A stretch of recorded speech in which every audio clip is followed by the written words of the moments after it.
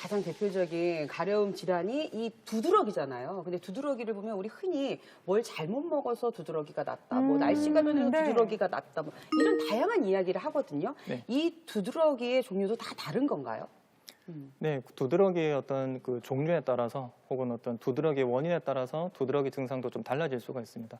우리가 이제 일반적으로 하는 두드러기는 뭔가 잘못 먹었다든가 또 뭐 진먼지, 진드기 같은 거에 노출되었을 때, 또 뭐 환경이 바뀌었을 때 이제 두드러기 생길 수가 있는데 기본적으로 이제 팽진이라고 하는 마치 벌레에 물린 것처럼 피부가 부풀어오는 그런 증상이 생깁니다. 그러면서 이제 가려울 수가 있고요.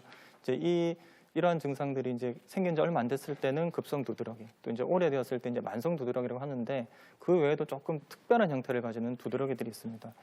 첫 번째로 이제 콜린성 두드러기라는 것이 있는데 이 콜린성 두드러기는 체온이 1도만 올라가도 두드러기가 막 나타납니다.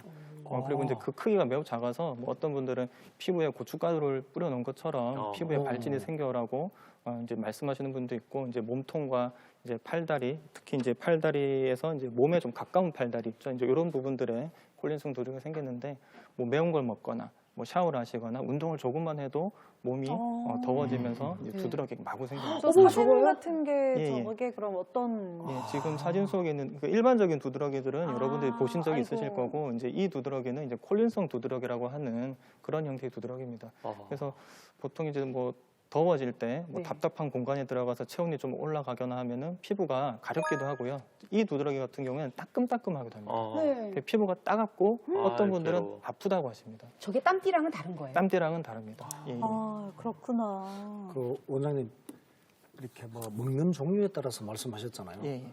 근데 제가 고등학교 때 도시락 반찬으로 그 소금에 절인 자반 고등어를 도시락 반찬으로 가지고 갔는데 그때 두드러기가 심했어요. 네. 그래서 병원에 가서 막 주사도 맞고 며칠 고생을 했는데 그 다음부터는 이 소금에 절인 고등어만 먹으면은 두드러기가 나요. 예, 예. 근데 생고등어를 아. 이렇게 구워서 먹든가 뭐 조림을 하잖아요. 아무런 문제가 없어요. 그 소금에 절인 것만. 네. 그래서 같은 식재료라 하더라도 이것이 어떤 조리법에 의해서 두드러기가 생기고 안 생기고 있을 수가 있기 때문에 뭐 검사나 이제 그런 거에 의해서 괜찮다 하더라도 이제 실제로 반응이 어떤지를 좀 꼼꼼하게 잘 살펴보셔야 됩니다. 예, 그럼 이렇게 두드러기가 원인이 워낙 많은 것 같아요. 다양하기도 하고. 예. 근데 사실은 저는 친구들이나 처음 사람을 만나면은 사람만 만나도 두드러기가 나는 경우가 있어요.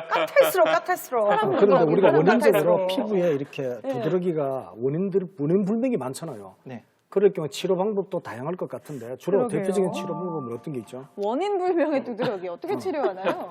네, 일단 두드러기 원인을 아는 경우 있습니다. 아까 말씀하신 것처럼 어떤 음식을 먹으면 난다, 아니면 어떤 공간에 가면 두드러기 난다, 이런 경우에는 그 상황을 피하면 됩니다. 이제 회피요법이라고 하는데 어떤 뭐 병원에 가서 좋은 약을 먹고 좋은 선생님을 만나고 이제 그런 것보다도 일단 원인이 확실하면은 그것을 회피하는 게 가장 좋은 방법이에요. 근데 이제 말씀하신 것처럼 그 상세 불명의 원인인 경우, 원인을 모르는 경우가 굉장히 많습니다. 보통 이제 50% 이상의 경우가 이제 상세 불명의 두드러기라고 얘기를 하고, 심지어는 뭐 70~80%까지 이른다고 하는데 이런 경우는 이제 원인을 모르지 않습니까? 그럼 이제 피하고 싶어도 못 피하기 때문에 이런 경우에는 어쩔 수 없이 그 원인에 반응하는 내 몸이 좀 바뀌어줘야 됩니다. 그래서 이제 한의학적인 치료에서는 어떤 체질을 개선한다든가, 또 이제 면역이 약화되거나 면역이 너무 과민한 분들은 이제 그런 부분들을 보강을 하거나 안정시켜줍니다. 또 때에 따라서는 어떤 해독을 하는 그런 치료를 하면서 이 상세불명의 두드러기들도 내 몸이 바뀜으로써 치료가 될 수 있습니다.